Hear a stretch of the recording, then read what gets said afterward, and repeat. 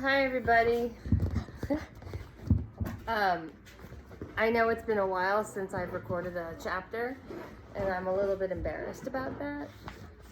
But here I am, and tonight I'll be reading chapter 32. We are reading, just ignore the dog.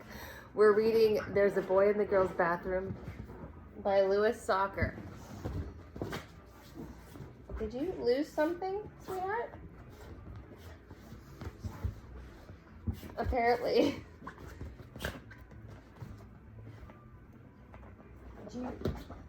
Oh, there it is. Okay, a tortilla. Okay, she had a tortilla behind the couch. Okay, we're on chapter 32. Bradley paid close attention as Mrs. Ebel taught arithmetic. He nodded his head every time she said something that he already knew.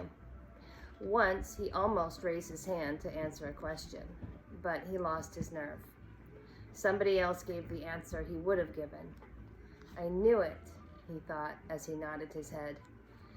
He had spent recess in the library reading My Parents Didn't Steal an Elephant by Uriah C. Lasso. When he was leaving the library, Mrs. Wilcott stopped him and said, "You were reading, weren't you?" "Yes." "Good for you, Bradley. Good for you." He smiled now as he remembered it. It's because of Carla's book, he thought. The book was his lucky charm. As long as he had it with him, it seemed like nothing could go wrong. His black eye was all gone too. When the bell rang for lunch, he put his arithmetic book away, he took out his lucky book, and walked to Mrs. Ebel's desk. "May I borrow the hall pass, please?" he asked. She let him have it. He knew she would. He was holding the magic book. He walked to Carla's office. Just as he was raising his fist to knock, she opened the door. "Bradley, what a pleasant surprise." "You want to have lunch together?" he asked. "Oh, I'm sorry. I can't. I have to go to the principal's office." "What's the matter? Did you get in trouble?" he joked. She didn't laugh at his joke. She shrugged her shoulders and then headed towards the principal's office. Maybe she really did get in trouble, Bradley thought as he watched her go.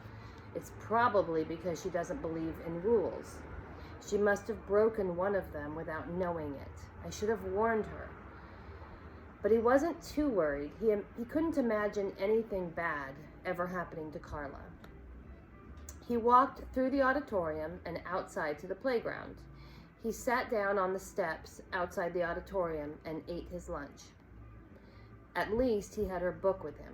That was almost as good as eating lunch with her.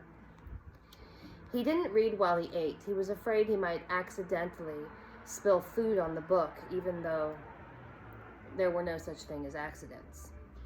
Colleen Varigold walked by. "Hello, Colleen," he called to her.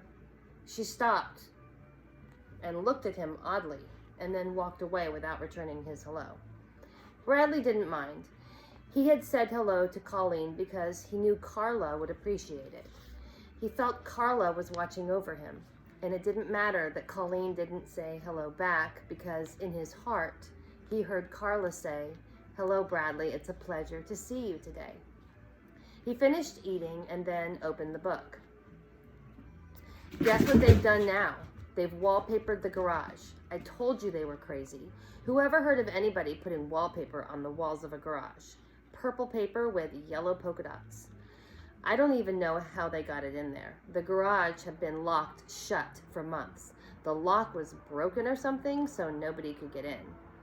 At least I'm glad they finally got it open. It was beginning to smell pretty bad.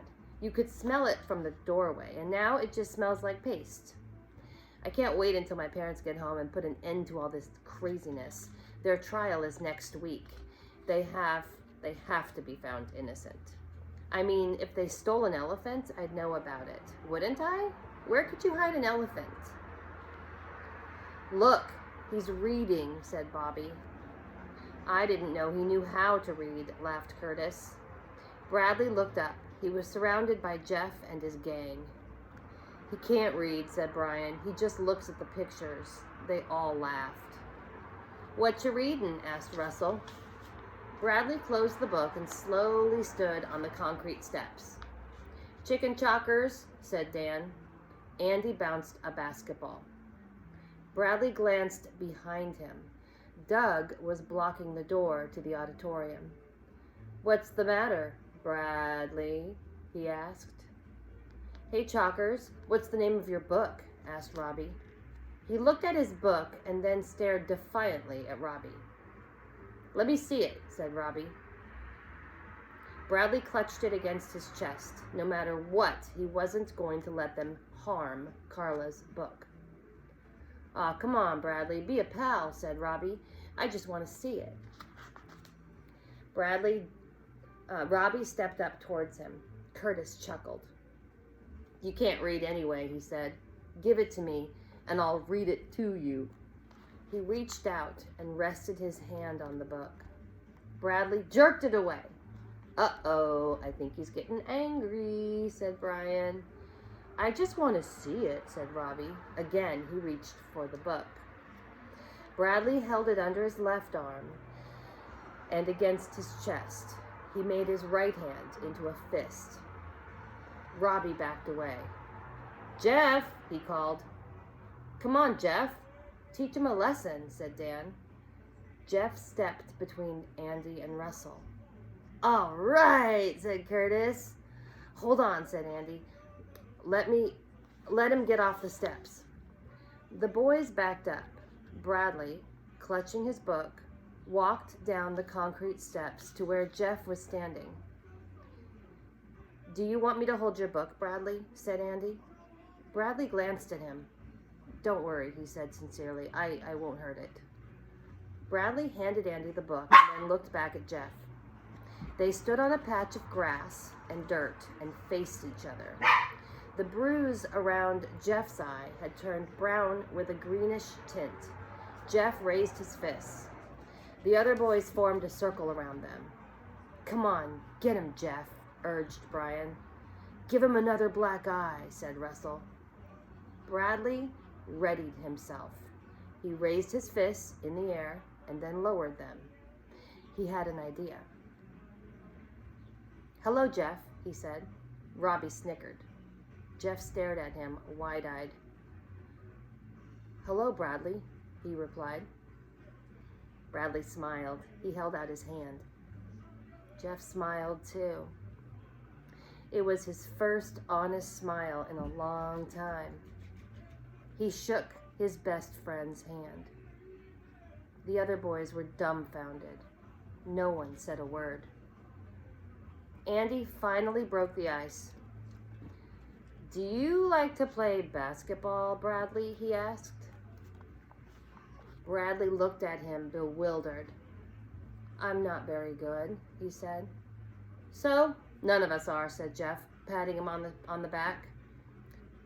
Great. Now we'll have even teams, said Robbie. All right. That's it for today. Thanks for waiting for the chapter, and I will read the next one tomorrow. Have a wonderful evening, and I'll see you soon. Bye.